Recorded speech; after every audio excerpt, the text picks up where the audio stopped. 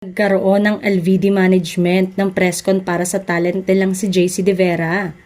May kinalaman sa muling pagpirma ni JC ng exclusive contract sa ABS-CBN Studios ang presscon na yun. Sabi ni JC, thankful siya sa muli niyang pagpirma ng kontrata bilang kapamilya. Sa tingin nga raw niya ay forever kapamilya na siya. Nausisa rin si JC tungkol sa pagpasok niya sa Nobody serye ni Gerald Anderson. Pero ayaw pa niyang magdetalye tungkol sa kanyang karakter sa show na yon. Masa-surprise na lang daw tayo at may mga bagay siyang babaguhin sa kanyang itsura para sa Nobody.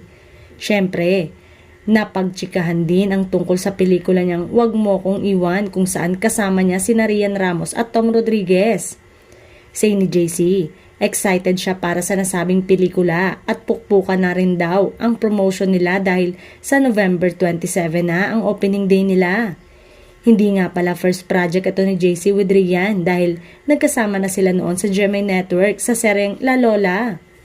Nang matapos ang presko ni JC, ay tinanong si JC kung anong bagong showbiz news. Say naman, may chikang lilipat daw sa ABS-CBN Studios si Rian Ramos. Mukhang nagulat umano si JC sa sinabi at obvious na wala siyang idea sa intrigang yon.